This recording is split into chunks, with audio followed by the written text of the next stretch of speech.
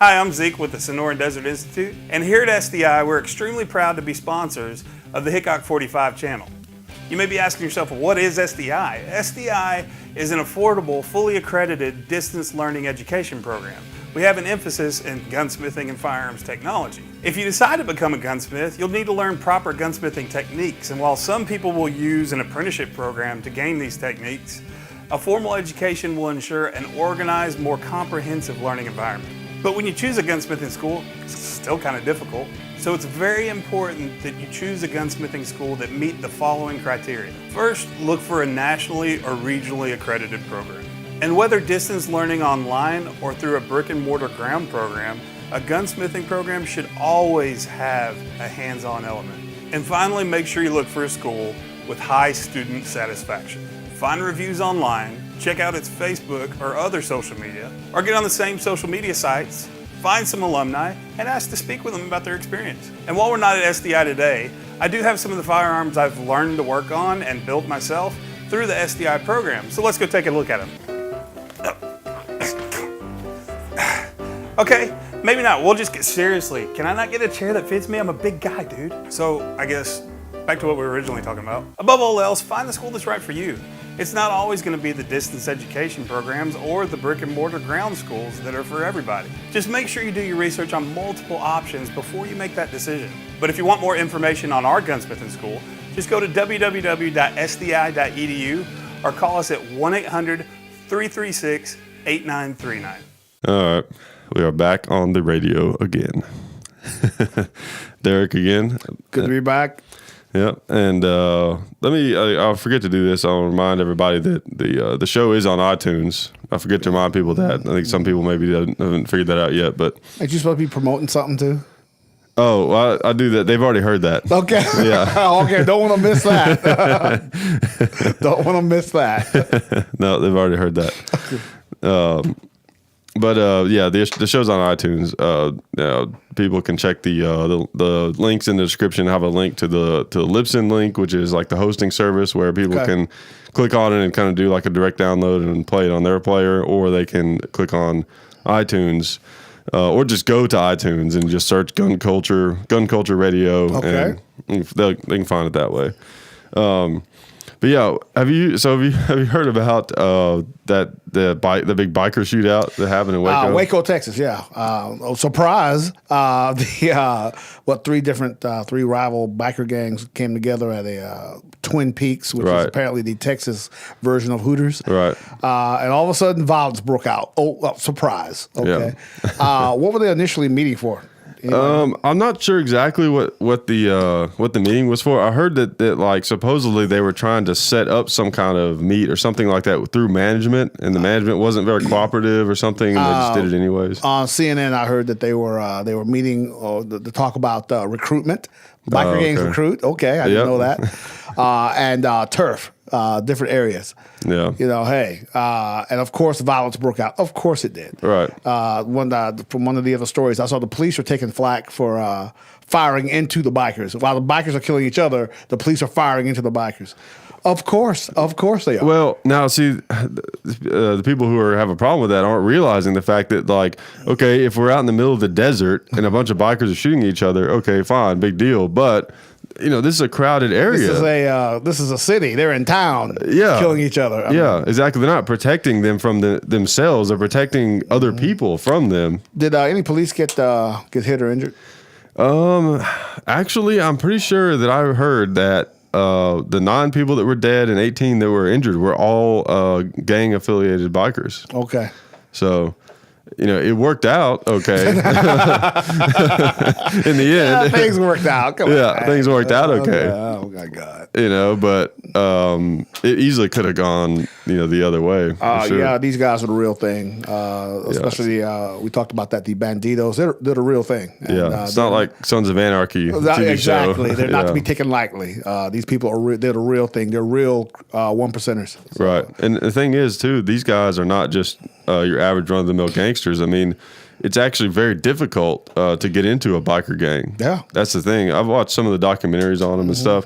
I mean, you never know exactly how true they are. But from what I've heard from other people who also know some of these people, I think they're fairly accurate. But You have to like to get into one of these gangs. You just have to like hang around. Be a prospect, yeah. Right. Well, first the first level is just hang around. Okay. Just to be around them. Okay. And they kind of have to have time to see like what are your skills, what can you get do, to know you. How willing are you to take orders and. Yeah, exactly. And then if they like you, then they turn you into a prospect. Okay. Where basically they own you. You're Okay. like, I mean, they can do whatever they want. They can tell you whatever to do. Some of them have rules like the only thing they can't do is like mess with your bike or your girl or your family or something like that. But make them do all kinds of crazy stuff. And then they, most of the clubs, they have some kind of ceremony where they have to basically get into this huge brawl to like fight over their patch and getting beat in. Yeah, I jumped in. Sorry. Yeah, their own version of that, which is something a lot of gangs do. Which I guess it's about making sure that they're serious, that they want to be. You have to want to be there. Yeah. Yeah. This is not a. This is a commitment. You have to want to be there. So if you think about the underworld, so these guys, these serious club members, some of them are like the special forces of gangsters, in a way. So it's something to remember. But also, the thing is, all their power comes from fear. Yeah. Them next to average Joe, they are ultimate power because they're not afraid of the law. But them next to average Joe concealed carrier who has a defensive mind, they're nothing. Well, they're not nothing. They're not nothing. But the average person who again has the I think the proper word would be the warrior attitude, right? Warrior outlook. You're not going to be intimidated. Exactly. You're not necessarily looking for trouble, but you're not going to run away from it either. Right. You're not going to be intimidated by someone that tries to intimidate you. So yeah. Average person, upstanding citizen, law-abiding Joe Blow. Oh, I'm gonna call the police. The police ain't coming, dude. They're afraid of these guys. Yeah. I'm not saying you look for trouble. Never look for trouble. Never. No. Let's make sure we reiterate that. Never look for trouble. No, never. But be prepared if trouble should find you. Yeah, and that's what makes these kinds of guys tricky, is because there's a bunch of them. So maybe you get involved in an altercation with one or two or something, and you come out on top, but their buddies may find out where you live or something. And the only fight you win is the one you don't have. Make sure we state that. The only fight you win is the one you avoid. There ain't no shame in backing down. These guys are the real thing. Don't be intimidated, but don't bite off more than you can chew either. Be realistic. Right. And one thing I never understood either is there's this like it is true. It's only 1%. Actually, it's probably less than 1% of bikers that are like these guys. But there's a ton of clubs out there. And they want you to think that they're like them. You notice that? Exactly. The posers. We're not, real one percenters. We want you to think we are. Yeah. Right. You see them riding. Yeah. One time I was going somewhere on vacation or something. I saw like a club, and they looked serious. They mean mugging, and they look tattoos, and big guys cruising. I was like, oh man, these guys look serious. And I saw their club name, and I looked it up, Googled it. They're like a bunch of retired firemen or something like that. I mean, not that there's anything wrong with that. That's an awesome thing for like people that retired, police, military, veteran, whatever. That's a cool thing. A bunch of guys get together, ride motorcycles. That's awesome. Like that's an awesome thing. But what I don't understand is why they feel the need to try to portray the image that the Hell's Angels and the Outlaws and all the pagans that they developed. I mean, these are gangsters who happen to ride motorcycles. Like, why would you want to be like them? Well, because of the image of the look, I guess fear, respect, which works until you run into the real thing. Yeah, exactly. And then you got a problem, dude. You gotta back down quick. Yeah. So these guys aren't playing with you. Right. And the biggest mistake you can make is be a poser around the real thing. Because they will pick up real quick that you're not the real thing. Oh yeah. And what's that saying? Don't write a check with your mouth that your butt can't. Exactly. Cash. I had to order that down. We are family oriented here on the Big John Show. We are family oriented. PG-13. Right. Well, PG. PG. Yeah. Exactly. And. Yeah, so that I always thought that was kind of odd. Yeah, come on, but again, don't. There's nothing wrong with the look, but be reasonable. Yeah. Don't be stupid because you can get yourself into trouble real quick. And I will admit that there's a certain element of that that tough guy biker image. That allows you to leave your helmet on your bike when you go in somewhere, and some stuff like that. So I mean, it has a few advantages, but it's mostly silliness. It's similar to to the gun culture thing where, I found this out early on when I first got my bike. I remember I was thinking, I'm gonna just be into this, full 100%. This is like so awesome, and I started going. I go to motorcycle shops, and I started got to know some other bikers and stuff, and I kind of realized wait a minute. These aren't really my kind of people. I mean, I don't have anything wrong with, with bikers, any subculture, for that matter. But I started to pick up a real tough guy kind of thing. You know what I mean? Macho. Yeah, I mean, there's a lot of bikers who look like, you tend to have that stereotype about bikers. You see like a big guy and he's got like a braided beard, and you tend to think, oh, he probably thinks he's a tough guy, but sometimes they can be the nicest people. You never know. So looks can be deceiving. Right, exactly. But also, there is definitely an element of that, big ego kind of tough guy element, in a lot of motorcycle shops and stuff. As long as you can back it up, that's fine. I guess. But if I guess that's true. If you can't, don't do it, man. Yeah. If you can't, don't be out there thinking, and then all of a sudden somebody steps up to you, and it's time to to make it count. And if you can't, that's a problem. Yeah, exactly.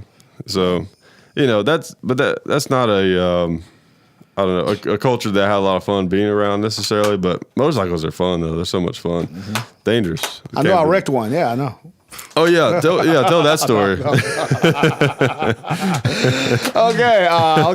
I got I guess I had my midlife crisis. I thought I'm gonna ride a bike. Yeah, I'm gonna ride a bike. Yeah, and then let's get out to California. No helmet. Yeah. Okay, sure. So I'm out there riding. Okay, and I had this thing like what a week, week, and I'm thinking I'm not gonna lie. The day that I wrecked out. Before I got on that bike, this voice in my head was screaming, "Don't do it. Yeah, this is a bad idea." But I'm like, get macho kick sense out of the way. Right. All right, I'm gonna get on this thing. I'm gonna go down the road. Okay. So I get on this thing. I'm taking off down the road, and there's a problem. You can't get that brake and accelerator thing mixed up. You can't. You can't. Don't do that. Don't do that. So what was I doing? I was coming down around this curb, and I cranked back the throttle, and that beat took off. It was only a 600 too. Wow. God help me if I've been on like a 900 or a 12. I was on a little 600. Yeah, big guy, 600. Yeah, I didn't have leather, but anyway, I'm going down there. I hit the throttle, and that beat took off, and it would have made all kinds of sense. Just squeeze the clutch, take the power away. You've been fine. Yeah. But no, once I turned that throttle for some reason, I wasn't letting go of nothing, and I thought, okay, I got it. No, I don't. So I thought, okay, I'm going to be fine. And then all of a sudden, I'm airborne. I hit this curb, and I'm airborne. And I wasn't excited. Looking back in hindsight, I can't believe how calm I was. I'm flying through the air like Iron Man. Yeah. Except without the jet shoes. Without the body armor, yeah. And I look over about 5 feet away from me. That bike is spinning. Wow. Flipping end over end over there. So you guys are like in orbit together. Yeah, we're like flying. I'm like, yeah, man, yeah, this is cool, no problem. I thought, I'm a by God mighty Army paratrooper. I'll hit the ground, no problem. And I remember looking down, and I must have been like 30, 40 feet in the air, it seemed. Yeah, yeah. And I thought, okay, there's some grass over there. There's a river, a creek right there, no problem. I'm just going to do a good, keep my feet and knees together, do a good parachute landing fall, I'll be fine. No, all of a sudden this tree jumped out in front of me. Oh, man. I saw this tree's coming at me, and I tried to do, again, thinking I was Iron Man, I tried to do a turn to get out of the way, and I almost made it, but my right leg caught that tree, and I fractured it. And then I did this splashdown in this creek, and the bike was splashed in with me. Wow. The next thing I recall is this white lady over me praying. And I come to, and this white lady from Alaska is over me praying to Jesus. And I'm like, I look up, and I'm like, okay, I don't see no clouds, no angels floating around. Better yet, more importantly, no flames. Right. Okay. I realize I'm still alive. I'm like, and she's like, oh, Jesus, bring this soul. I swear to God, Jesus, bring this soul back to life. Protect this. Okay. All right. Okay. I'm okay, ma'am. I'm all right.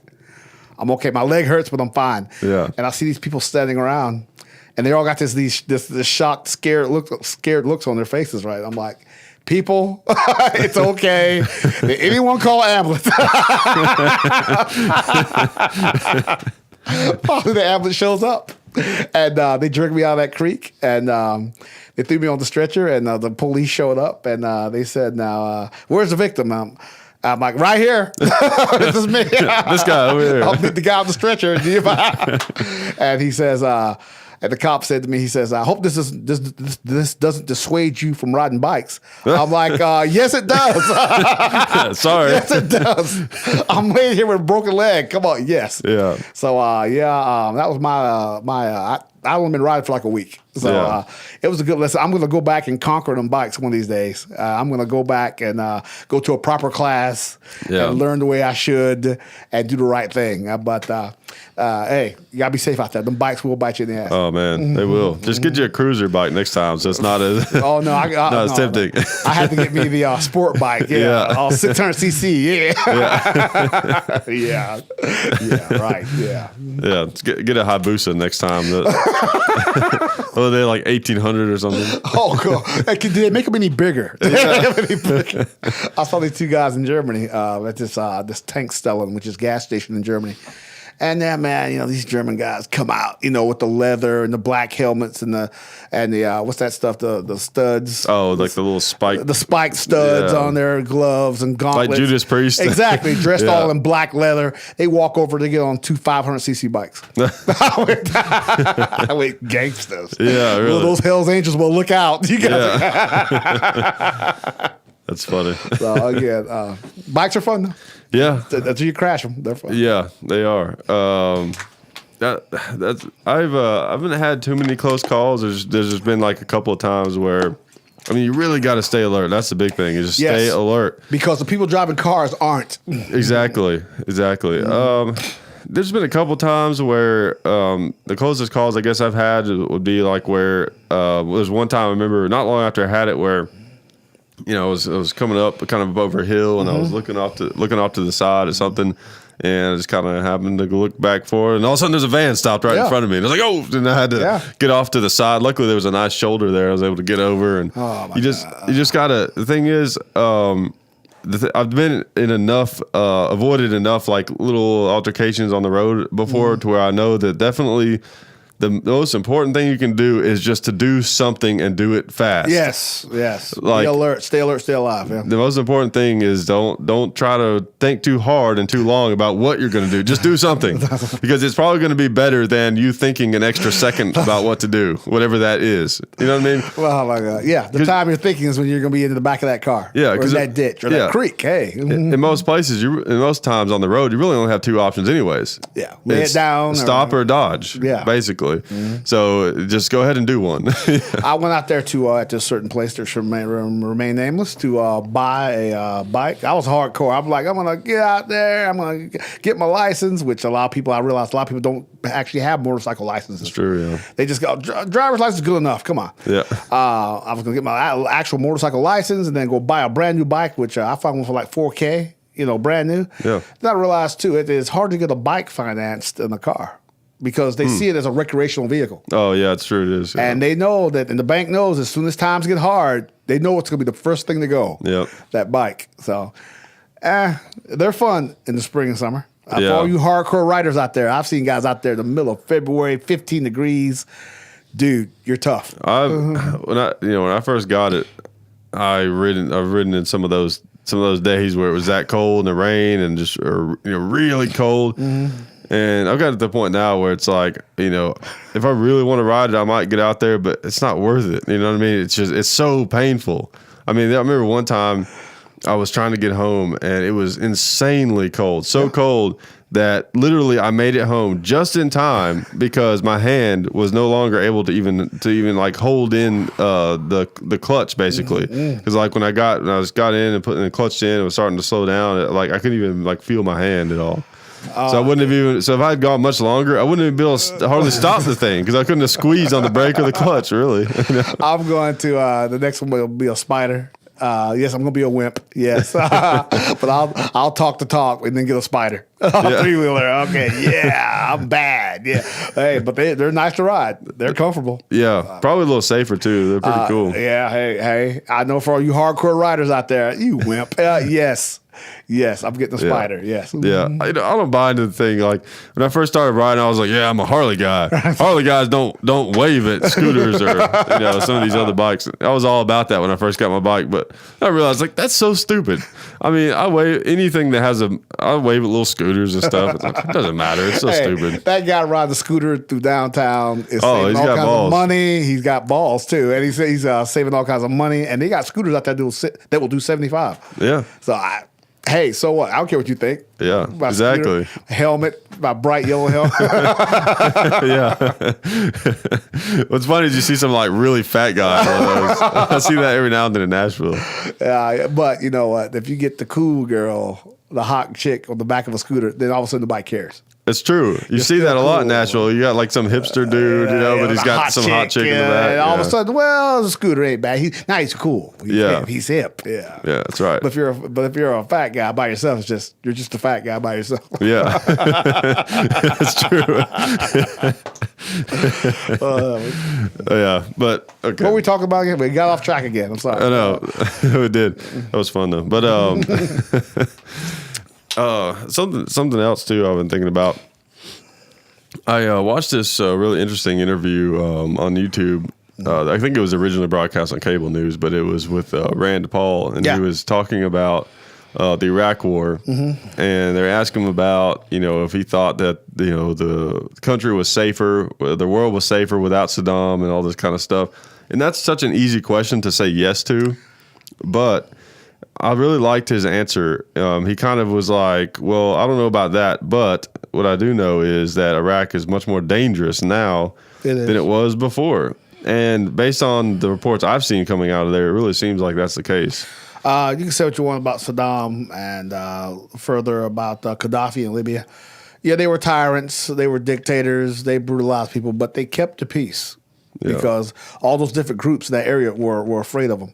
And I heard another comedian say, Saddam is like, if he was here now, he'd say, you can say what you want about democracy. Look what I got to deal with every day. Yeah. I mean, I'm not justifying anything that these people did. They were tyrants, and let's make that absolutely plain. They were tyrants, but they kept order. Right, and the world's not black and white. It's give and take. It's give and take. That's the thing. It's like changes happen over a long period of time. You can't make like real changes in a short period of time. You just can't. All you do is you stir it up. That's all it did. Iraq was basically like a pot of things that were somewhat stable, and we just went in there and just stirred it up. Unfortunately, absolutely right. The loyalty in Iraq, the people, they're more toward tribal loyalty, toward their tribes, not to any national government. Right. And that's a problem. I don't think, I've heard someone say this, and I have to agree. Would American-style democracy work there? I don't know. We'd like to think it will, but would it? I don't think it would. I mean, eventually. Over time, a long period. Then, but that we need, I hate to say this, we need a strong man over there to just come in there and, all right, listen up. You're working for me now. Shut up. Maybe not to the same extent that Saddam was. So let me make sure I mention that. But we need a strong leader to come in there and somehow, by whatever means, I don't know, unite these people somehow and make them stop killing each other. Because ISIS is a bigger threat now. Or something that works better with the people of that area. Maybe have someone. Maybe like it would make more sense, maybe America would come in and try to collect some cultural leaders in that area. And instead of trying to like tell them how to do it, just let them figure it out. Just kind of facilitate a way for them to kind of figure it out on their own and just let them kind of, do it or something. Which maybe we sort of tried that. I don't know. But I heard a couple of theories on how to do something like that when I was there. One guy, it was a European dude. He said, "What we should do is that we should just take the oil." Okay, and we're going to hold this oil until you guys decide to live together, and then let them fight it out, and then we deal with the winner. Yeah, which is cruel. I know for the nice, kind people that listen to your show. I know that sounds cruel, but I think it will work. Let them. Hey, you guys got to battle this out, solve it amongst yourselves, and then we will deal with whoever's left standing. Yeah. I think that could be a bad precedent going in there and just like basically seizing someone, a country's resources, the only thing. But it's tough. Like, what do you do? That's what makes. What do you do? Like you said, what do you do? I know. That's what makes these kind of situations so hard, because a lot of times something has to get worse before it can get better. So Which I think is what's happening. Yeah. So, I mean, it's like, okay, let's take just a hypothetical situation, let's say, and you knew a way to fix it, but it would really mess things up for like 10 years and people would really hate it. But then after that, things would start getting better and better and better and better. Yeah.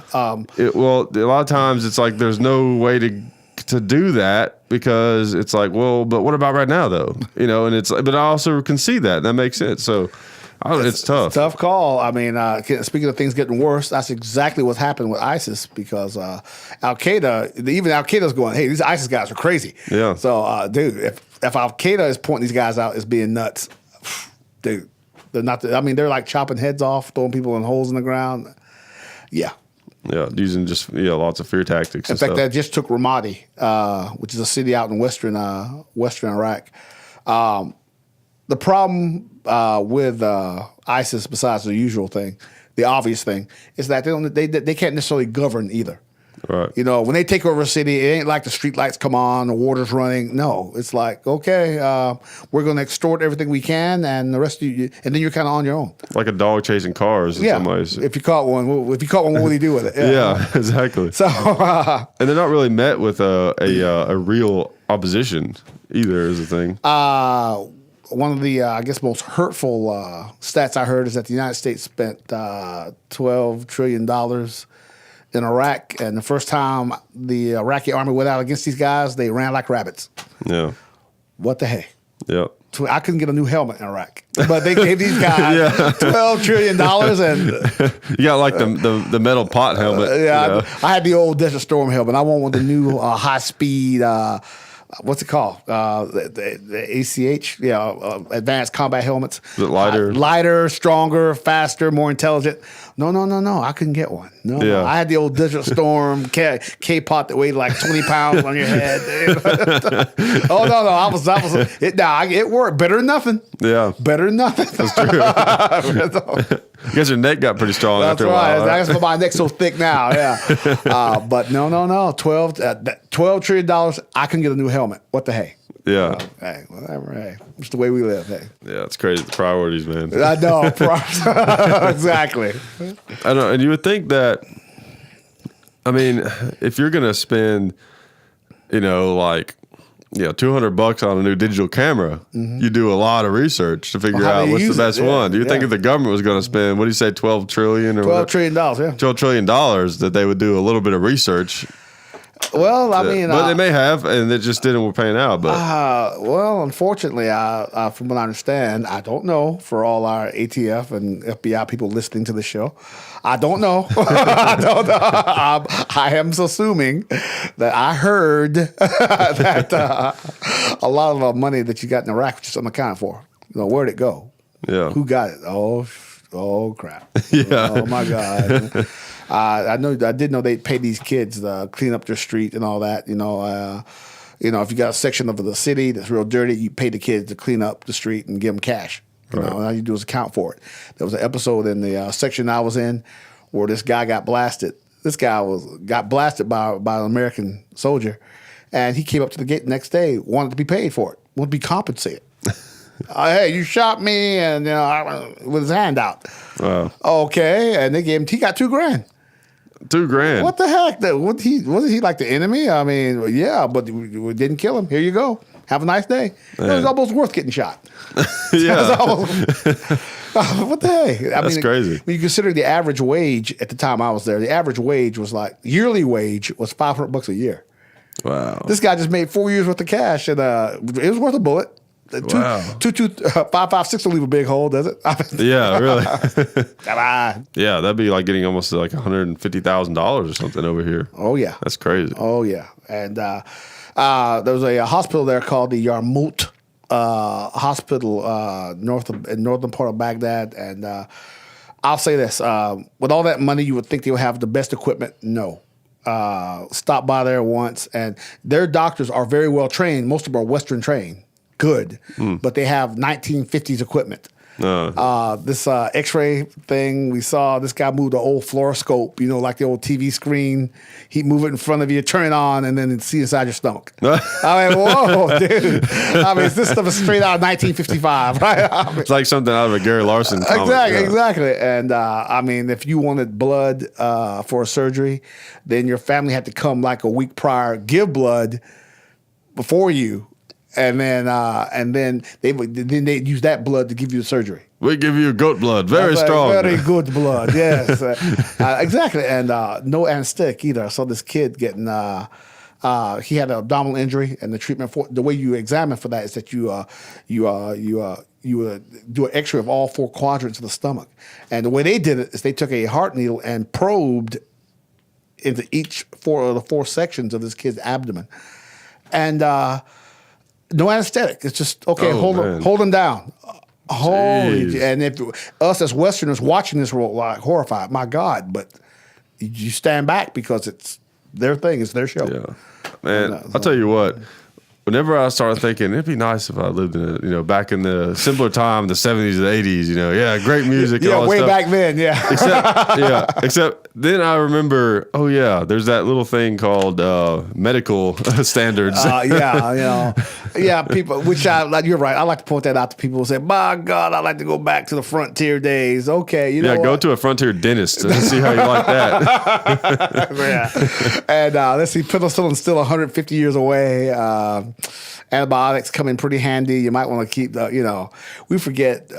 It's hard now for us to have that perspective of how hard life was in the past.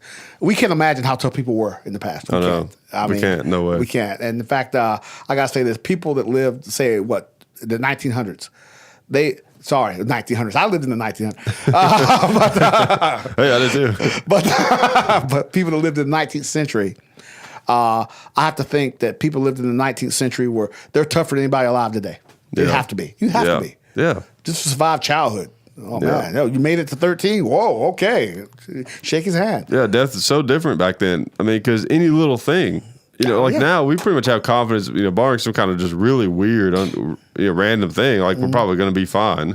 Up until the 1930s, people forget that up until the 1940s, penicillin wasn't discovered until 1928. Penicillin wasn't common until the mid-1940s because of World War II. Yeah. I read this one story when I was in paramedic school. This guy got a scratch on his arm that got infected. He was dead in a week. Wow. Because they didn't know there was no penicillin, nothing to fight it. They had sulfa drugs, but not very effective. Well, not as effective. So your chances of dying from a scrape or scratch was a lot higher.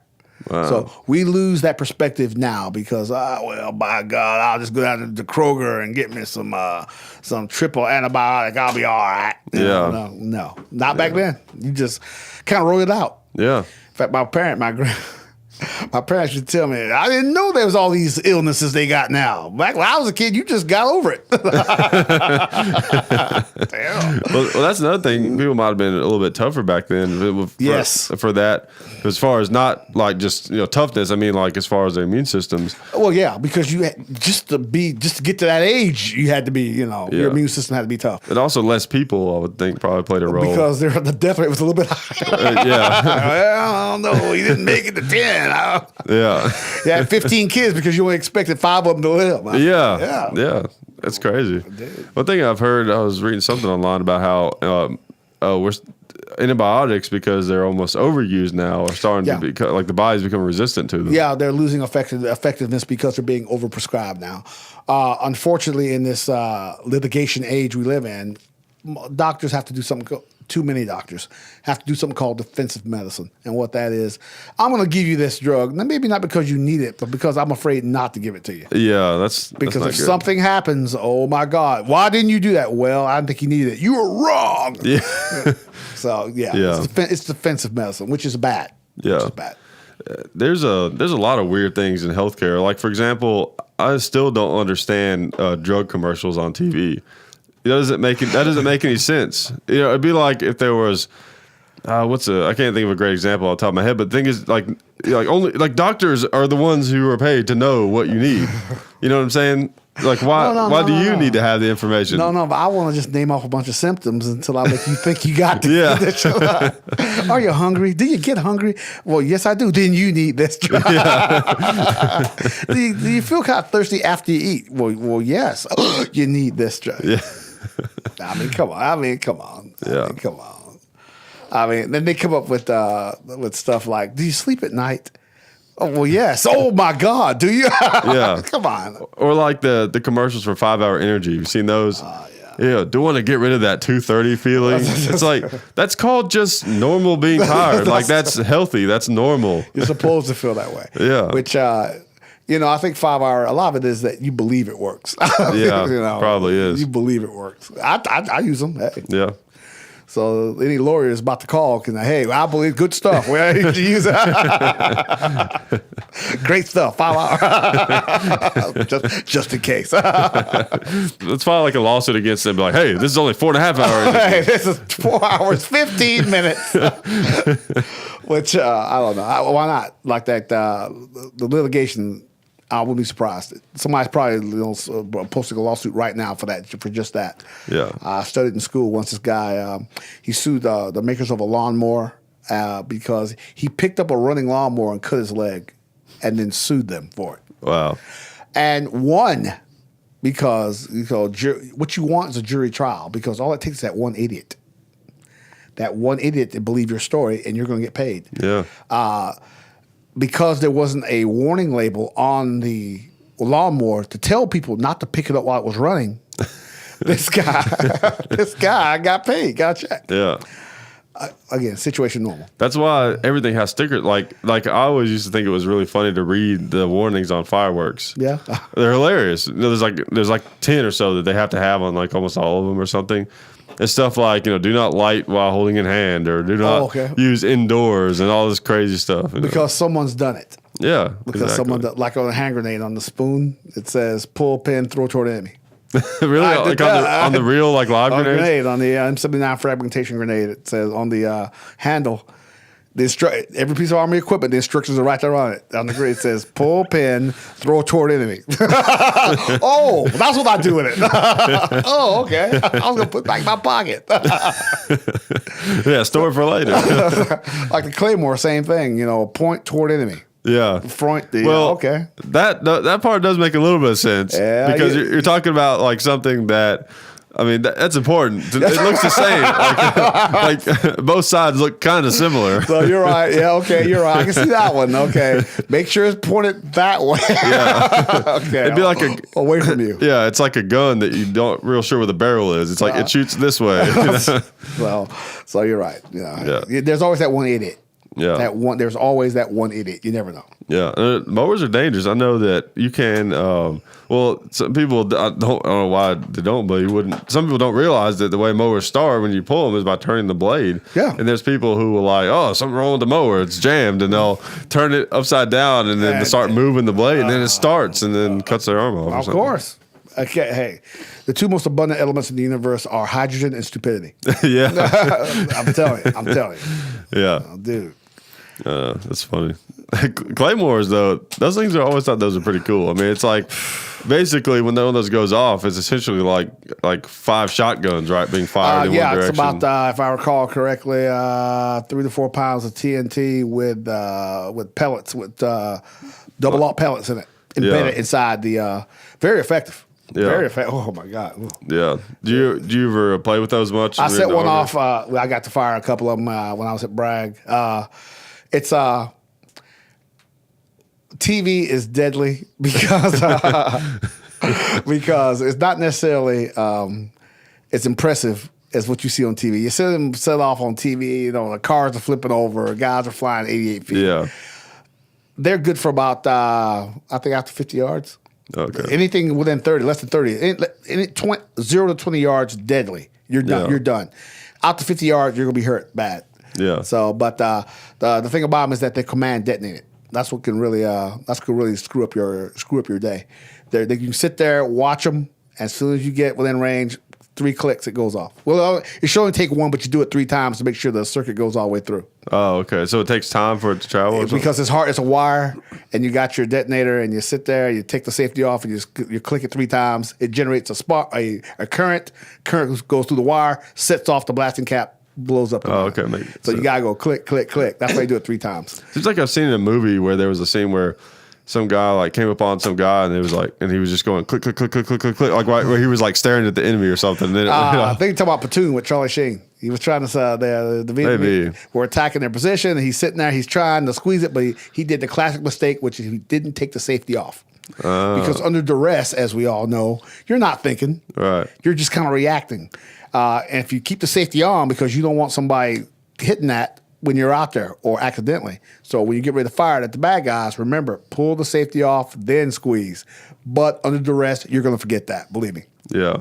That's why I've always thought safeties that like really are in the way on things like that. Where it really, that's one thing that's kind of cool about the AK safety actually. On the AK, even though it's big and clunky, and you can't miss it. It's hard to use, right? But it's in the way. So I would think under stress, you can't miss it. Yeah, you would notice it. Like when you're reduced to your totally purely like primal instinct, you're like metal in way, push down. Yeah. Okay, got it. Got it. We all know that weapon that doesn't have a safety. We know which one that is. Yeah, that's right. Sorry. Hey, safety's in here. Right? Okay, yeah, right. Okay, on the AT-4 anti-tank rocket, which can destroy any known armor on Earth at this time, it has 3 safeties on it. But the Glock don't have one. I mean, come on. I mean, I don't know. Well, okay. If you have an AT-4, you're probably not just going to have one of those on your person just carrying around. You got one holding up the bed in the bedroom. Yeah. That's right. Everybody should have a home defense AT-4. There you go. Yeah, take out the bad guy in the whole living room. Yeah. Yeah, exactly. Well, okay. I'm just saying, if they put one on that, I think asking to have a safety on a Glock is not too much. Well, they and you actually can put a safety on. There's some aftermarket company that makes one. I'll have one tomorrow. I'll have one tomorrow. There's I know that the military is testing now to get they're looking at new handguns. The Marine Corps already went to the 1911. Yeah. By God. And it'd be interesting to see what happens. I know the Glock, they're going to look seriously at the Glock, of course, but they'll probably require them to put have safety on it. You know why? Because there's something called being dummy proof. Yeah. All soldiers, all military people are not elite. Right. You got just some average guys out there. Yeah. And if you give them a Glock without safety, somebody's going to have an accidental discharge. But I take that back. That's no longer a term now. It's no longer accidental discharge. It's negligent discharge. That's true. Because if you actually fire that thing off, it wasn't an accident. You screwed up. Yeah. Especially with the guns now. The only, with most modern handguns, really an accidental discharge is really almost not possible. Yeah, you screwed up. Yeah. Well, for people who maybe don't understand, the difference between, and you already know, but the difference between an accidental discharge and negligent discharge is an accident implies that it wasn't your fault. Like the gun had there was something wrong with the gun. Like maybe you dropped the gun and it just fired, or like something back in the old black powder days, and you might have a gun go off or something weird like that. Or what 1868 Army Standard. It'll go off if you drop it. Yeah. You hit it too hard, it'll go off. Yeah. A lot of older guns, will. So you could have some kind of I don't know, something happened to the manufacturing of the gun where the firing pin was free or something, and you just it goes off. So that's an accidental discharge, where it's totally an accident, like it wasn't your fault. And the negligent is like you caused it to happen when you didn't want it to. And it's always the guy that thinks he's the gun expert that's going to have that negligent discharge. Exactly. There's always that guy that I know what I'm doing. Bam, he caps one off. Right. So I don't see the military going to anything. Well, your special forces guys, your Delta guys, your Navy SEALs, yes, they can carry a lot of times what they want anyway. Whatever they choose. Yeah. But your average Joe, GI Joe, give him something with a safety. Yeah. Because the minute, even in Iraq, when you're inside the base, those weapons aren't loaded. Yeah. Yeah. You cannot have a magazine in the weapon. Why? Negligent discharge. Because they know if they let everybody walk around, I thought you should think the same thing before I went to war. Everybody's gonna walk around with a loaded gun. Not inside that compound, you're not. Yeah. Because you're gonna forget. You get used to the weapon always being there. You forget. You stop treating it with the respect that you need to. Bam, you cap one off. Yeah. And then you've hit somebody, you're done. Yeah. What was the assuming it's not top secret, what was the contingency plan in a situation where like the compound, let's say like in Iraq, for example, like everyone's walking around and most people, I guess MPs that could have loaded guns and stuff. But most people, they have their ARs and stuff with them, right? You're supposed to carry it around. All the time, at all times. But you don't have any mags or anything, but it got attacked. You have your magazines with you. Oh, it just can't be loaded. You just can't have it loaded. Okay, gotcha. Okay, that makes sense. The MPs, military police, they had their weapons, they were loaded. Depending on the MP unit, some MP units, depending on who's in charge, said, "Oh no, nothing in the chamber." And you had some other guys going, "Hey, you have one in the pipe at all times." It depends on who's in charge. MPs, first line of defense. Towers, I take that back. Towers, the people up there on guard duty, first line of defense. Then you have your QRF, quick reactionary force, second line. Third line, EMPs. By the time they get through all that, you've had time to load up your stuff and get out there. Yeah, because you don't have any training at all. I mean, popping a mag in real quick. It's like that, second nature. Yeah. But again, you just always have to be ready. Somalia, that was the one time I carried one in the pipe at all times. But then you're attached to the Ranger Regiment too. So everybody there knows what the hell they're doing. Well, they're better. Yeah, it's like that scene from Black Hawk Down where the Delta guy was like in line, Oh, here it comes. And he's like, here it comes. That guy, the Ranger, the Ranger captain, yeah, and he's like giving him hell about that weapon. That weapon is off safe, soldier.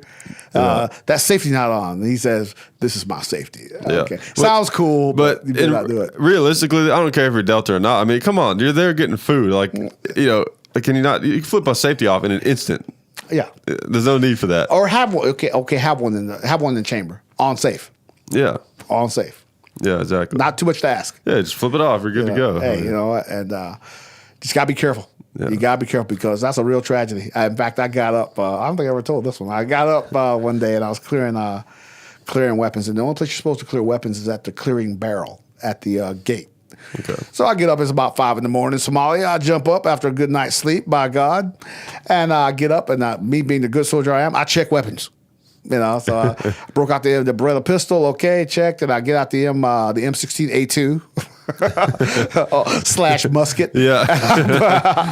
And I pull it out. I pull out the magazine, pull the charging handle back, eject that 5.56 round, and then I made my mistake. I let the bolt slam forward. It's in this hangar, made this big echoing sound. And of course, as I'm doing that, the sergeant major walks by. He says, "What are you doing?" "I'm clearing my weapon." "No, come here now." I'm in my boots and my underwear. Okay. He says, "Follow me." So I have to walk across the flight line. Sergeant Major is in full battle rattle, helmet, vest, weapon, ammunition, boots. Yeah. I'm trailing behind him with my M16A2 in my underwear and my boots and nothing else. So he made me go to the front of the camp and do a complete clearing procedure. at the front of that camp, the clearing barrel, and they said, "That's how you do it. You clear." "Yes, sir, Major."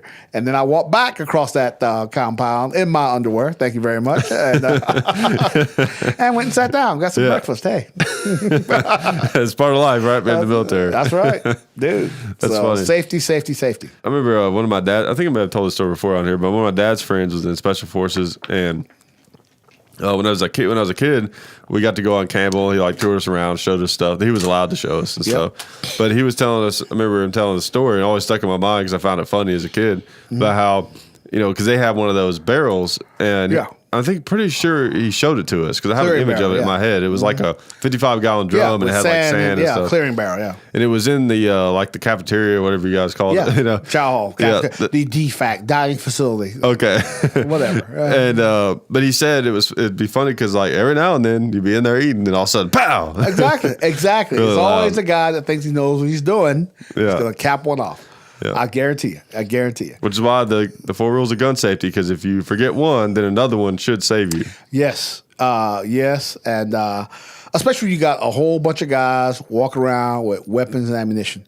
Yeah. My old man talked about World War II. That was, and the Army learned because this was very common during World War II. Again, back then it was like, hey, do what you want to do. Yeah. Hey. Well, everybody grew up with guns. Well, most people. Most people did, but they still had the.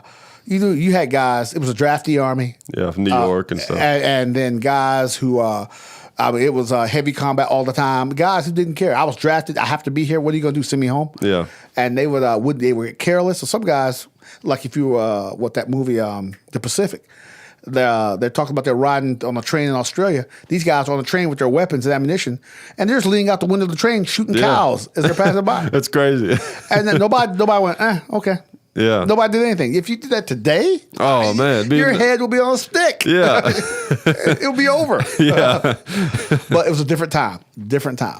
It's crazy how much stricter things have gotten over the years. It's a different world now. You can't the stuff you could get away then. Oh my God. Yeah. I ain't gonna tell that story. Forget that. But the stuff you get away with then wouldn't fly now. Yeah. Absolutely would not fly now. Can't tell a vague version of it. A vague version is that somebody was in this was in a place. Okay. Vague. So we got a person, place, and some bad guy was behind a herd of camels, and dude just opened up. He took some fire and says, "You know what? Screw it," and opened up with a .50 caliber machine gun.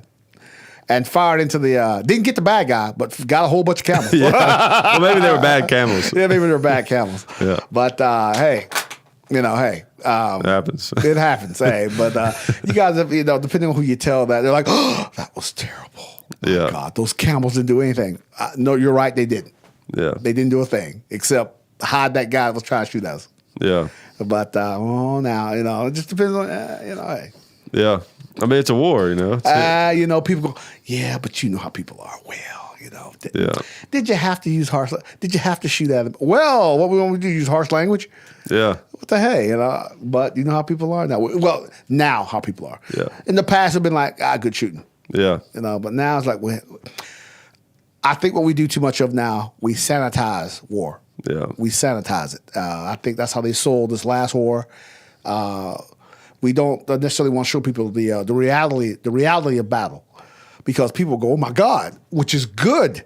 Right. Which is good. That means we're going to be real careful about getting into them. Like Vietnam. Exactly. Wasn't as sanitized, right? I mean, they. Oh, no. You could look on the news and there it was, right there. But people were different then. In 1969, the United States was suffering at the height of the Vietnam War, the United States was taking 600 casualties a week. Wow. Not a month, not a year, 600 a week. Wow.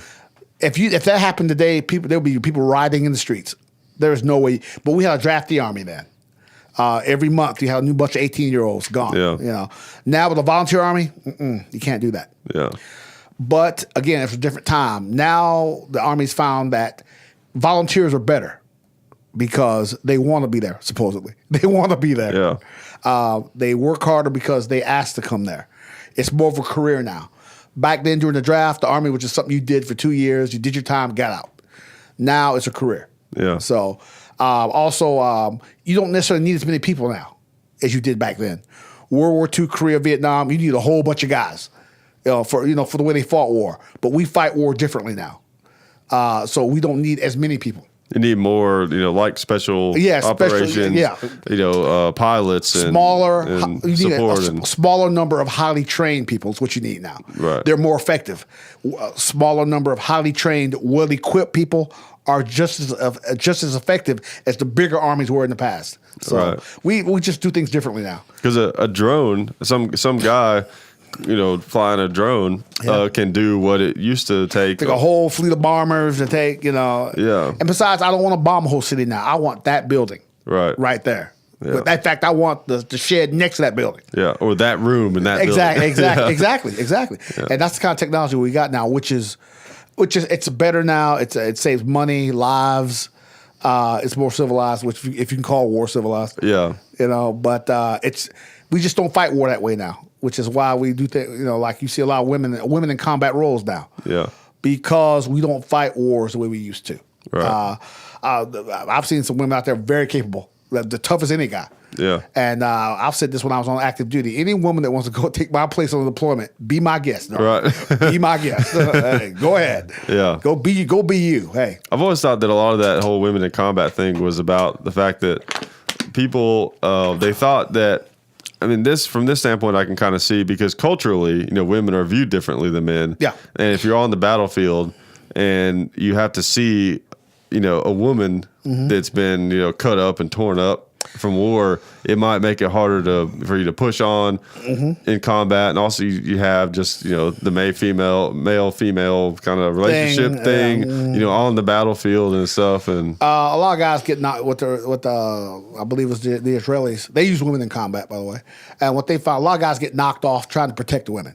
Oh yeah. Also, as long as any female understands that what's going to happen to her in the hands of an enemy that she's captured by, as long as she's willing to accept that, let's go. I'm all about equal opportunity. Yeah. As long as she accepts that, you know what they're going to do if they catch you. Yeah. Okay, let's go. Yeah. All right. But again, we don't fight war the way we used to. There ain't no more Alvin York would go. If Alvin York was alive today, he'd go, what? Yeah. What? He carried a 1911, by the way. Thank you. Thank you very much. But it's not that kind of war. Guys ain't spending 40 days, 50 days in a trench, knee deep in mud. No way. I got to Iraq. I was like, you got to be kidding.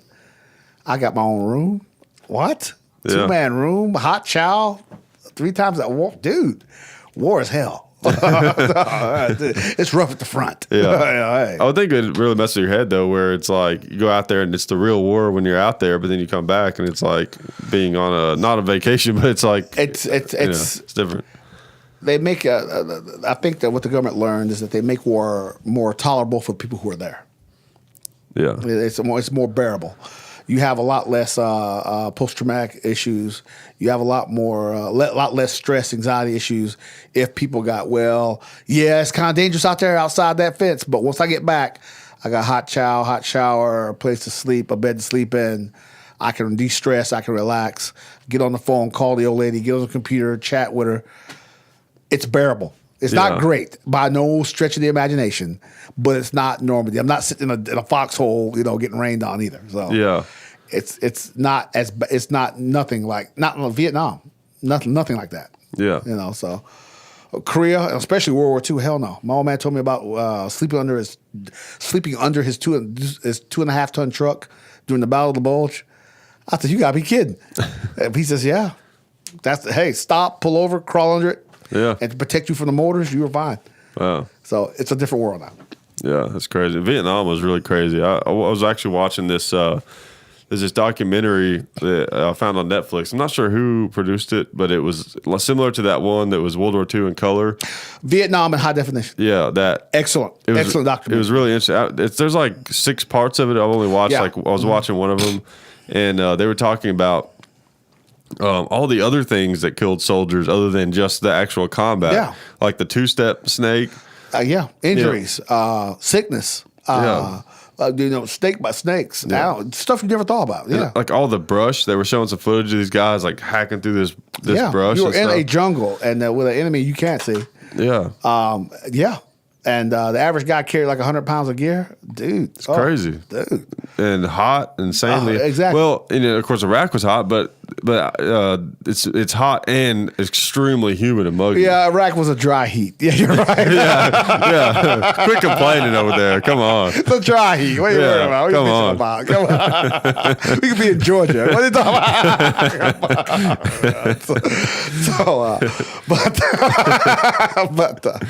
Hey, it was hot enough. I lost 40 pounds in 3 months. So, wow. Dude. Yeah, no, I wasn't trying to take anything away from it. Great weight loss program. Atkins, get out of here. Baghdad diet, baby. Come on. There we go. We'll just have like a weight loss resort up there. That's right. Just walk around, put on a bunch of body armor and some ammunition, and walk around. That's all you do. You know what? I almost hate to say it. It's weird. Okay, first of all, I don't like the fact that America goes and meddles in other countries and causes these problems. Mm-hmm. But it's like, if for some, here's the problem is, to me, it almost seems like if you're going to go meddling with a country, you almost have to take it over. Like the British almost did it right. You know what I mean? Like as bad as it was that they went around and just took everything over. Like I'm not condoning that. I think that was horrible. They should have just kept it themselves. That's what all countries should do. But if you're going to do that, you almost have to take it over, or you just make things worse. Well, they as far as the British go, different time. Yeah. Different time. Also, that spanned over a lot of times though. they were better. They were better to the native people than the Americans were. Yeah. As far as the native people in Canada and the native people here that backed the British got a lot better deal from the British than from us. Yeah. Americans are like, I know that's your land. Get off. Yeah. What? What I heard a lot of people talking about now is that we need to let, especially in the Middle East, hey, why don't the Arabs handle their own problems? Yeah. Like with ISIS, which the Saudis are doing that when those people in Yemen acted up. The Saudis went right after them. Hell yes. Hell, the Jordanians, they went after ISIS after they burned that pilot. Jordanian. That's right. Yeah. A Jordanian pilot was shot down and or something, and he was captured, and they tortured him and burned him alive. Is that the one that was on TV? On TV, yeah. And the Jordanians went right after him. Well, great, excellent. So I think we'll see a lot of that. The Americans got the big army, got all the technology. Yeah. Why don't you just, since you got, what's you have the big army if you don't do anything with it? Yeah. Unfortunately, a lot of these other countries see it that way. Well, you got the big army. Why don't you come over here and fight them? Yeah. So it's too bad there's not, and there should be. It's too bad there's not at least one Middle Eastern country that's very well developed over there. The Saudis got the cash, but they don't necessarily have the people that have a big army, and they're not necessarily inclined to do that. They're like, you know what? Things get rough, we'll call the boys from D.C. Get over here, boys. Yeah, that's right. We need you. And part of it is all the really insanely complicated religious stuff that's going on. The tribal stuff, over there. So it's not just a like, these people are in trouble, let's help them kind of thing. It's a like, oh, those people, they believe that thing, so we're not with them, so we don't help them. Or it's it's more complicated than it's just. All about tribal loyalty. Loyalty, and we need as Americans, which Bush George II took a lot of flack because they felt like he didn't learn enough about the culture before he sent people in there. Yeah. But that's hindsight. I mean, that's hindsight. But I would think whenever we go fight somebody, we need to learn about them. It's true. So, very important. Especially if we're going to try to fix their problems over there. Yes, and they resent us because, again, as I mentioned in that last show we did, the people that are fighting us see it as a global cosmic struggle against the infidel. We are there to wipe out their culture and tear down Islam, which ain't true, which is not true at all. And I've heard a lot of people. I've heard someone else say, "Why don't the moderate Arabs, raise up and go chase these guys out?" Well, with a lot of modern Arabs are like, we're getting the hell out of here because they're crazy. We're going to Europe and America. These guys are nuts. Yeah, which makes sense. I mean, it sounds sensible. I'm not going to hang around these guys. They're crazy. Yeah. So, it's a mess. It definitely won't be figured out on this show. No. They're in Baghdad going, okay, what does Big John say? Yeah. I thought we were going to figure it out on this episode, but sorry, we're just not able to do that, I guess. Sorry. Yeah, maybe next time. I think the phone's ringing. That's Baghdad and Tehran online. Yeah. Oh, man, it's crazy. I was watching this thing on. Have you ever heard of this? There's this alternative news network called the Young Turks. Have you ever heard of them? I think so. It's that guy. His name is like, I don't know if I pronounce it right, Sink or something like that. Okay. It's like spelled like CENK or I don't know. But anyways, they have turned into like they've always been anti-gun. They were actually, I watched some of their stuff very early on. Before we ever started doing YouTube videos back in like early days of YouTube. So they've been around a long time, but they've almost turned into like the Alex Jones for the hardcore leftists, basically. Okay. Because if you look at their video titles, and it's just ridiculous. Their video titles are just ridiculous stuff. And some of the stuff that they say, it's like they've learned that they have to use shock tactics just to get people, to watch and all this kind of stuff. But so they had this video. I just happened to run across it, because I like to look around the internet, see what people are saying. Out there, yeah. Yeah, see what people are saying. Even if it's people I know, I'm probably not going to agree with a lot of their stuff. So they had this video, and I can't remember what it was called. It was part of some kind of series, but it was something to the effect of like, I don't know.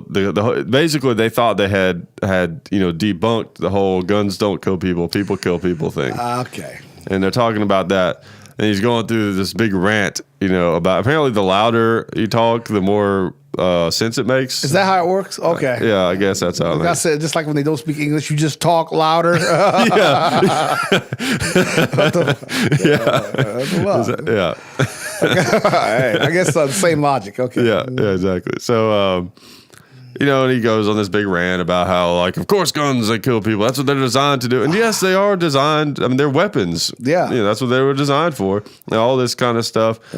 And goes through this big rant. And somehow, because he says that because guns are designed as weapons, that all of a sudden we shouldn't have guns. And then he also cited this, which was a point of this. He cited this thing from Moms Demand Action. I can't remember what the number was, but it was some. You can find the video if you want to on the Young Turks if you want to see the number. But it was some kind of number of like, children that are killed every year by guns, and they always make this about guns and not about just bad parenting. Yes. Again, guns are the easy target. The guns is a tool. People are the weapon. Yeah. But it's like mental health. We talked about that on the show. Yeah. It's easy to talk about how bad guns are, but what about the mental health issues that cause this person to use a gun irresponsibly? Right. That's the real issue that we do not want to touch with a 10-foot pole. Yeah. And bad parenting. Exactly. It's easy to say, well, there should have been a gun in the house. Well, maybe a parent should have been home with these kids. Yeah. Which I know is not practical for a lot of people, but again, responsible gun ownership, our ongoing theme, responsible gun ownership. If you're going to have a weapon, you have small children, put it in a safe place. Put a trigger lock, gun safe. Bury it in the backyard. I don't care. Yeah. Well, maybe not that. Yeah. But you have to do something. And the thing is, it's no different from other stuff that's dangerous to children, like poison, rat poison. Exactly. You lock those up, right? You make sure they're not accessible. Yeah, bleach. And another thing, too, a point that I want to make about this is that meth, it's illegal. It's about as illegal as a physical substance gets, but still, tons and tons of children ingest it because of careless parents. And they're not. And meth is already illegal. So like, what makes you think that by trying to ban guns somehow that you're going to counteract bad parenting? And remember, these people are trying to make money too. So they got to say something controversial. Oh yeah, get rid of guns, and then all the gun people, too many gun people are like, my God, no, but you're not coming. You'll get out of my cold dead hands. Yeah, relax. Ain't nobody taking no weapons. They're not going anywhere. Relax. Remember the last time that happened? They tried to talk about banning ARs, and that was the best thing that could have happened to ARs. It was, yeah. It was the best thing. People never thought about buying one. Went out and got one. Got two. What the hell? Yeah. I remember this store up in this certain town. One day, you went in this gun shop, all kinds of ARs. The next day, after they heard that somebody was going to take away all the weapons, all of them gone. Yeah. I mean, sold out overnight. All the gun shops looked like 1975 all of a sudden. Exactly. Yeah. So, no, I think remember these people. They're there to shock you. They're going to say outrageous things. They're there to controversy is what they do. Oh yeah, and I know that, but go when you go and you watch it. I knew what it was going to be, when I watched it, but still, it's like I know that there's some people who take that seriously, who go, oh yeah, look at these children, dying or whatever, but they don't realize that it's such an easy fix for this. Yeah, such an easy fix. And Moms Demand Action, they claim to be for gun safety. If they were really for gun safety, then they would have ads, educational ads, telling people about gun safety courses, proper technique, proper usage, the right weapon for the right person. Common sense stuff. Gun safety is so easy. That's the thing. It's not hard. If you have enough money to buy a gun, then you have enough money to buy a simple safe. Exactly. You know what I mean? Also, self-evaluation. Be realistic about yourself, your situation, like that lady at Sandy Hook. Yeah. They always throw that one. That woman was a strong advocate for guns, the mother, but she also had a child that had some profound emotional issues. Yeah, you got to make a decision. You got to make a decision. Yeah, I cannot have weapons. As much of as enthusiast as I may be, can I have weapons around my son, who has obvious, profound issues? Yeah.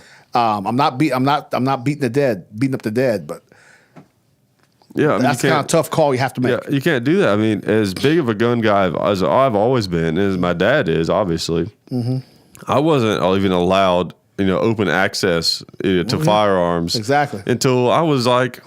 Really, until I bought my own. I mean, really, like, which is good. Thank you. Yes. You know what I mean? It's like that. That's the thing. It's you're not old enough until you're old enough. Exactly. And again, they can say what they want. Remember, people that talk like that, they're not being realistic. People are not going to give up their weapons. Not in this world, anyway. Not in this world, because then old show called Hill Street Blues, showing my age. Hill Street Blues. Which trivia question for your listeners: where was Hill Street Blues shot at? What city was it supposed to be in? Everybody thinks Philadelphia. That's what I think. But anyway, the guy, the police captain of the squad, said that they had a big anti-gun person on there, and the captain told them they're always going to have weapons. They will always have access to weapons. You're fooling yourself if you think anything different. Yep. And so the best way to counter that is to be responsibly armed and be a steward of the law and be law-abiding. And that's the way you deter criminal activity. Right. So it's like one thing I always tell people, and I'm sure I mentioned on this show, the reason that you don't ever get the urge, or you might get the urge, but the reason you don't ever just walk into some crowded place and just punch somebody. Yeah. Because they're going to punch you back. Yeah. You know what I'm saying? It doesn't stop them from doing that. Yeah. And that same principle is why we want guns. You don't just you don't walk into a gun shop, right, and start shooting people with a bunch of concealed carriers in there. I don't see, besides that one in 1965, you don't see many big shootings in Texas. Yeah. Or Alabama or Georgia. Well, one, I saw one. No, there was a threat of one in Georgia, but the guy didn't actually do anything. Yeah. Or like recently with that terrorism issue they had down there, which was squashed basically immediately. Get some police security. Yeah, let's think about the difference between that one and the one in Paris. Now, the guys in Paris, admittedly, were more prepared. Yeah. But still, I mean, they would have been outnumbered all the same. Exactly. And you never know. I don't want anyone to be paranoid. I don't want to be anyone hypersensitive, but you have to be aware and have to be alert because you never know. Yeah. Too many people, I think, like to feel like stuff can't happen to them. Yeah. It can be you. Yeah. Don't be paranoid, but also be realistic. Crime, violence can happen to anyone. And being aware of that is what's going to keep you safe. Right. Don't be paranoid. Don't be the guy, in the like here in our 500-foot deep bunker. But but maybe you don't need that. But be prepared and to defend yourself in whatever way you feel like is appropriate, and not just weapons either, not just guns. There was something I read an article called 360 defense. Are you always going to be in an area or a situation where you can employ your weapon? Right. That's when you, or you can't, or because you can't legally endanger someone else, even to protect yourself. What they suggested is non-lethal weapons like chemical spray, taser, knives. You never know. 360 defense for that time when you can't use your weapon. Hey, you know what? I got to do something else. Tasers, very effective. I'm here to tell you. Chemical spray, I'm here to tell you that stuff works like a charm. Baton, excellent. And old school knives. And if it comes down to it, hand to hand, baby. I love it. Yeah. So, well, the good thing about having a knife is because there's always that possibility that someone bigger or stronger than you wants to manhandle you and they don't have a knife. Yes. In that situation, you have a knife, then you got quite an advantage there. And contrary to movies and TV, that the minute somebody gets cut, all of a sudden their mind ain't gonna be on you anymore. Yeah. They're gonna be like, oh my God, I just been cut. Yeah. So well, that's the thing. People don't want to be shot or cut. That's right. Or stabbed. You know what I mean? Yeah. In movies, it doesn't seem that way. No problem. You cut me. You wuss. Yes. The minute you cut somebody and that fat tissue pokes out and that blood starts squirting, all of a sudden, maybe I'll go find a doctor. Like now. Now. Exactly. All of a sudden, you keep your purse, lady. I'm out of here. Yeah. There's always those action movies too, where like the hero he's always been shot at some point throughout the movie, and like the movie ends, and it's like, oh, he's got this little pesky gunshot wound. That's right. Yeah, stick a tissue in there. Yeah. Right. Yeah. Give me a 7.62 by 39 bullet. I need to get the gunpowder out and pour it into the wound. Oh, dude, classic scene. Okay, all right, Rock. Way to go, Sly. Classic scene. I forgot about it. That wasn't bad. The third Rambo wasn't bad. Okay, why does he have to take his shirt off? Every officer, for some reason, except in this last one. Well, how are you supposed to know how physically fit he is if he doesn't take his shirt off? If he get covered up. Well, this last one where he ain't physically fit. Yeah. All of a sudden, he keeps his clothes on now. Yeah, that's right. Same 1975, hairdo though. Yeah. Exactly. Hey, Rock, you're like 72. You still got all your hair. You're not gray either. What's wrong? I have to say, I mean, the last Rocky movie, it definitely was like that typical action movie, but it had some cool things in it, like when he's on the boat, that British guy. Oh yeah, and he's like, "Boatman, stay on the boat," Okay, dude, sure. He's thinking if you only knew. Yeah. Great entertainment. Yeah. Great entertainment. Yeah. Oh yeah. Okay. Since we're beating that dead horse, when they're firing the Barrett, the guy's running around with a Barrett like it weighs 5 pounds. Hey, those things are heavy. 30 pounds. And he's running around with the ammunition, around like, oh, no problem. And he acts a little bit like it's heavy, but I mean, you can't just carry a Barrett around. No. I mean, you're talking 30 pounds. Yeah, plus ammunition for it. Yeah, dude. No. Yeah, no. He'd have to be a much bigger guy than that. I mean, either if he'd be like an Olympian, okay, and then he's gonna be tired after a mile. And how you gonna? Well, I guess you have him on a bipod, but your heart rate is gonna be so high by the time you shoot the thing. You're not gonna hit anything. What was that movie? The Hurt Locker. Yeah, when that guy just jumped up on that Barrett and all of a sudden just shoot these guys with no training at all. Oh. Just start hitting, hitting 600-yard targets, no problem. Yeah. Okay. Something about that movie, unless there's just something that I'm missing, the idea of blood being on a round causing malfunctions doesn't make any sense. It's a movie. I thought the same thing. Clean the blood off these bullets. Why? What? Okay. All right. Okay. Okay, all right. Yeah, I think those guns are better than that. I think, like I said, a little bit of blood ain't gonna cause a malfunction or a jam. Yeah, but it's a movie. Let's do an experiment. Let's paint some bullets. That's right. We'll dump it in some red strawberry jam. All right, fire that thing. I think it'll work just fine. Yeah, I think so. I mean, most guns can handle a little bit of dust, and that's another thing. They're out there, in the sand. So it's got sand in it, gotten in it, but some blood is causing a problem. The jam? Oh, come on, dude. That doesn't make any sense. I swear sometimes it's like they just don't get any advisors on some of these movies. Well, this is for people who don't know weapons. Yeah. They go, don't get jam inside. Don't get, raspberry jam inside your 50 cal, man. Stop it, man. Come on. That's crazy. If you're saying, because you know the people in that crowd thinking that. Yeah. Oh, man, thank God he got that blood off that gun. Yeah. Because it just couldn't have worked with that. Yeah. Movies are kind of like the news. Anytime I think we talked about this on another show. Anytime you see a movie or a news story that has to do with something you actually know a lot about personally, it's always wrong. But yet, when it's not about something we know about, we're like, oh yeah, that's crazy. We believe it. Why not? Yeah. I don't know. So if I was watching a movie on hockey, they could be doing something just completely wrong, and I'd be like, "Oh wow, that's just so crazy." Yeah, come on. Anybody from the South can't necessarily relate to hockey. No. From the deep South where I come from, I'm like, hockey? Are you kidding? Yeah. What are you doing outside? It's cold. What are you doing outside? I just had a sudden image of. Have you seen the Jim Henson Ninja Turtle movies? Either one where they were puppets. Okay. Oh, well, or not puppets, but I mean they were. The ones from the 90s. Oh yeah, the big not the last one. Right. For some reason I just had a mental image of like the third one where those guys like they go from like Japan and they're like crazy about hockey.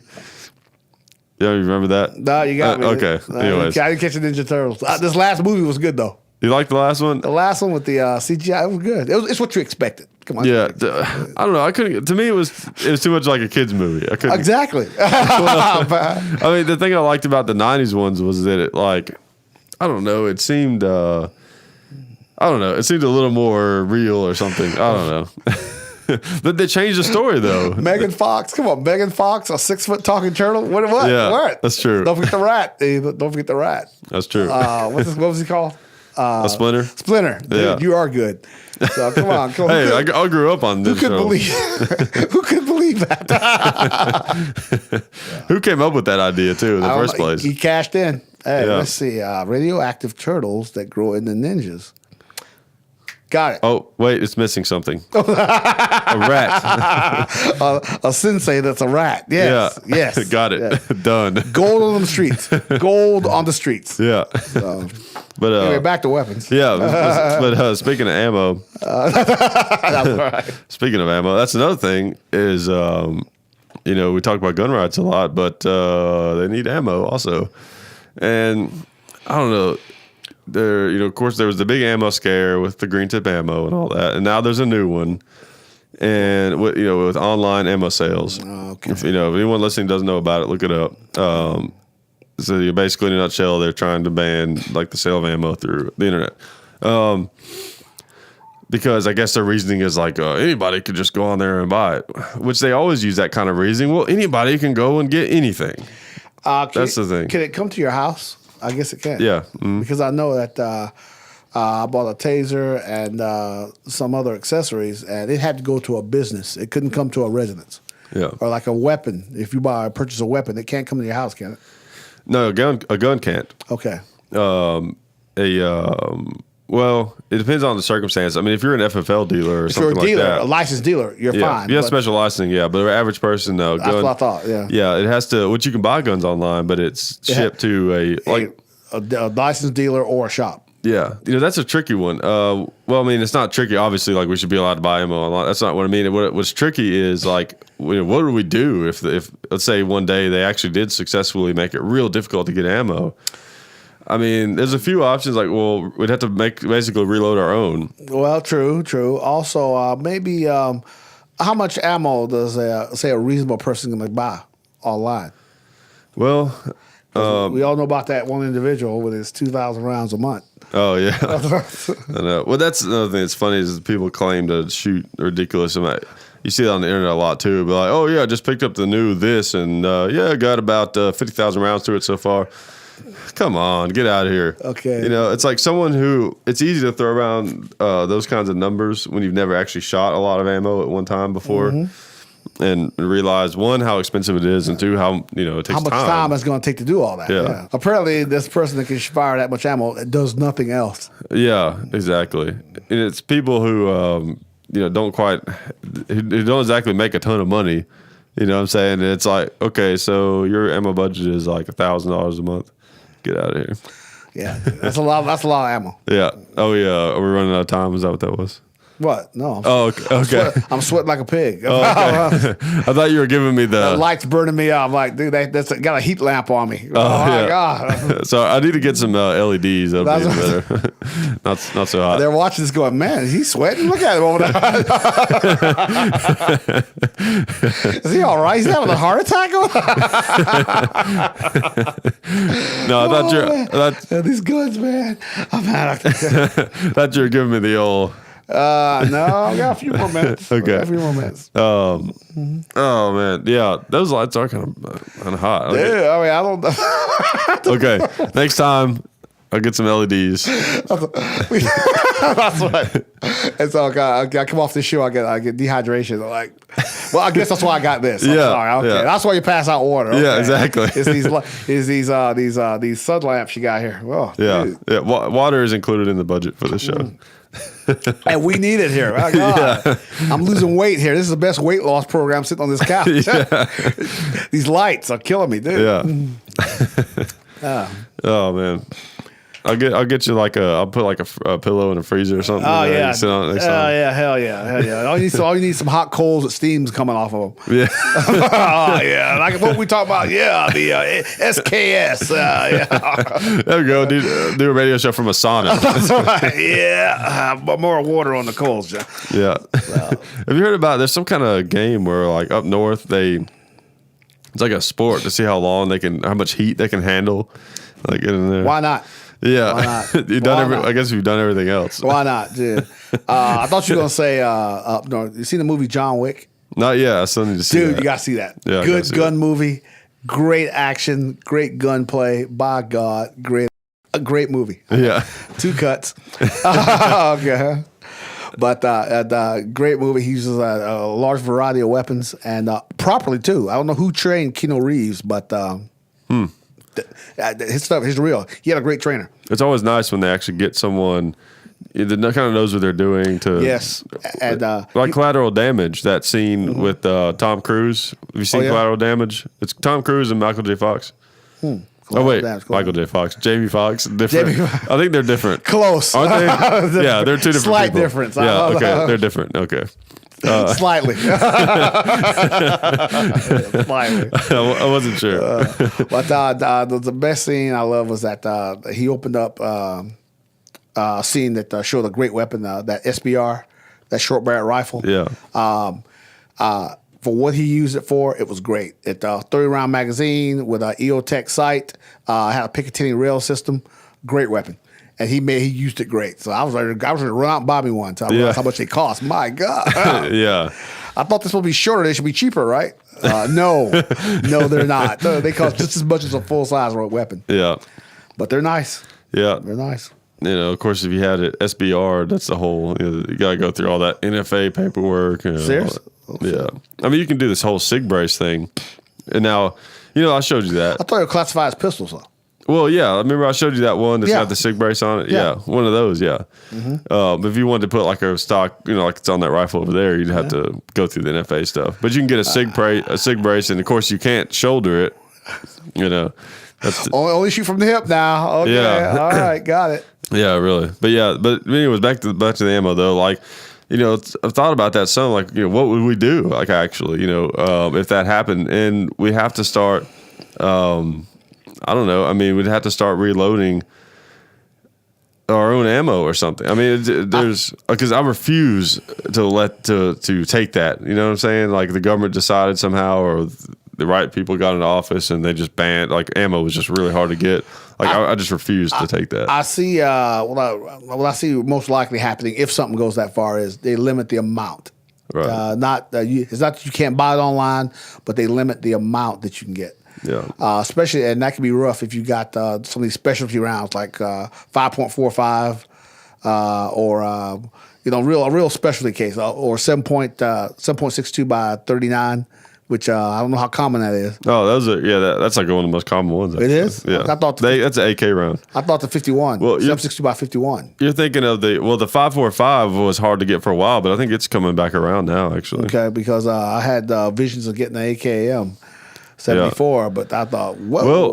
Well, supposedly the ammo was really hard to find for a long time, but actually not too long ago I saw they had actually at the Bud's Gun Shop in Knoxville, they had a big case of it, 1,000-round case of it. That was pretty reasonably priced. So okay, wasn't that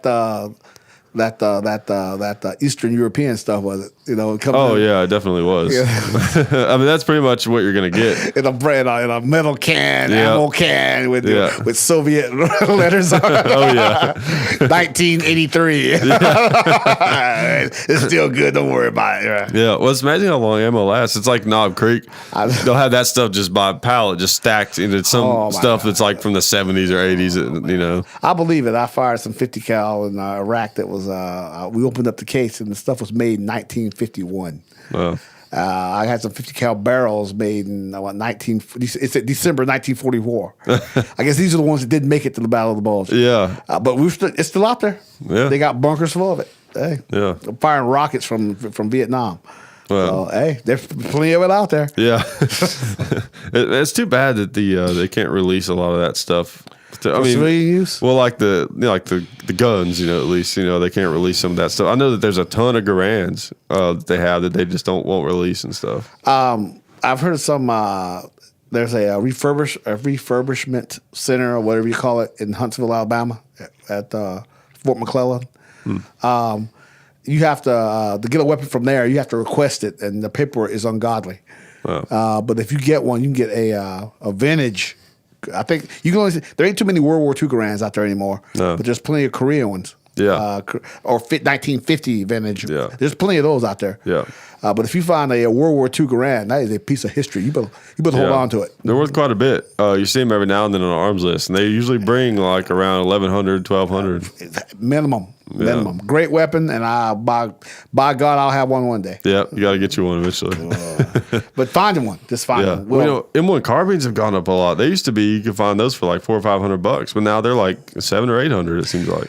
Yeah, it's the gun that nobody wanted from World War II. Yeah. It is, huh? Yeah. It wasn't you carried that weapon if it wasn't your job to shoot. It wasn't your main job to shoot. It was light. If you were a mechanic or a clerk or something like that, that was your weapon. Yeah. If you were infantry, you carried a Garand. Right. But if you were some rear echelon guy, well, give him a carbine. Hey. Yeah. Also saw the paratrooper version M1 carbine, which I saw one for sale up at this place, and ugly as heck. Yeah, they are. It's ugly. Yeah. And from some of the reading I did, I read something about some 82nd guys in Sicily in 1943. They said they jammed a lot. They weren't necessarily that reliable. So I don't know if I want one. I bet you what it might have been is they might have been shooting it without the... Yeah, I just hit myself in the mouth with my own mic. Yeah. Yeah. Well, it's got the padding on there. Thank God. All right. But it could be that they weren't putting it on their shoulder, maybe, and they were shooting with the stock closed, and maybe I'm not sure the way that would affect it. Well, the way the M1 carbine is designed, I'm trying to think. It might. Some guns rely on the support of your shoulder a lot more for the gun to actually operate. I forget which ones it is exactly, but it could have been something like that. Because the gun, I can't think of what just the stock by itself would have had to do with the reliability. I don't know. But they jammed a lot for some reason. They jammed a lot, and they never said why though. Yeah. And I read in Ollie Murphy's book, The Hell and Back, people would just to show you what kind of time it was. He got tired of carrying that Garand because it was too heavy, so he just kind of threw it down. Went out there, found a M1 carbine. He was good to go. Yeah. Hey, how you doing? I mean, you could do that then, but yeah, if you do it now, it'd be like, you did what? Yeah. So, yeah. But ARs or M4s are better made though. Yeah, and plus the cool thing about the M4 is it's kind of a do all in a lot of ways. Again, as we've talked about, it's 50 years old and they haven't replaced it because they have not found anything significantly better. Yeah. What about that thing that the H&K makes, that 416? Oh, it's a M4 looking weapon. But yeah, it's talking about Heckler and Koch 416. Yeah. I think the SEALs use it. Also, they use the with the 226. It's a 7.62 version of the M16A2. Oh, okay. Like 308, you mean? Yeah, 308. Yeah. Great weapons, but they keep them looking but they all look like M16 M4s because that's what people are familiar with. Right, the controls and everything's the same. It's something you were raised up on. You know where everything is. It's just a bigger caliber. Yeah. But from everything I know, the 416, the H&K 416 is excellent weapon. The problem is all the guns that people can argue that maybe are like a slightly more advanced version of the AR, they're all more expensive and they're not quite better enough. You know what I mean? Exactly. It's not good enough for the government to go to it. That if you're an individual user, then you fork out that $2,000, $3,000. Yeah, you can have a SCAR, no problem. But for a government, M4, M16 is still good enough. Yeah. And there ain't nothing out there significantly better. I don't see him going away from it for a while. Until they come out the first phaser. I mean, that's right. Yeah, exactly. All right. Well, I guess we talked to him long enough, and I'm dehydrating here. Yeah, we gotta get Derek some water. They got these super hot these heat lamps here. Yeah, they're like I'm in a movie. It's torturing me. Where are the artillery? I don't know. Okay. Oh, I gotta say this. You ever notice in the movies that the villains always have either a British or a German accent? That's true. That's true. You ever notice that? In America, if you're evil in the movies, British accent, German accent. Yeah. You can't. Oh, not Spanish. Oh, no, not Hungarian. Yeah. British or German. That's right. Occasionally Russian. Okay, yeah. Russians are kind of, it depends, you know. Well, it's like in Star Wars, you notice that basically, like the Empire are basically Nazis. I mean, like they dress the same. They got the same helmets. No females. I didn't know that. Also, what in Rome, all these movies about ancient Rome, why is everybody talking with a British accent? Oh yeah, they're like, okay, we can't actually speak the language they won't understand, so let's just do English and make it sound different. Different and sophisticated or something. Or you ever notice that whenever Americans get rich, all of a sudden they start speaking British. Yeah, you ever notice that? All of a sudden, like Gwyneth Paltrow, Tina Turner. From some jerkwater Tennessee town. Yeah. The minute she married the big Swiss guy, all of a sudden she speaks with a British accent. What happened? Tina, what happened to you and I? I don't get that. Once you get rich in America, all of a sudden, America ain't good enough. Yeah. What are we going to do? Get rich and all of a sudden, hello, John. Yeah. You know you're going to do it. That's right. Whenever the show gets too successful, we'll have to have like tea with the show. Yes, here to John, Big John. Yeah. Come on. Oh, man. All right. We'll catch you guys next time.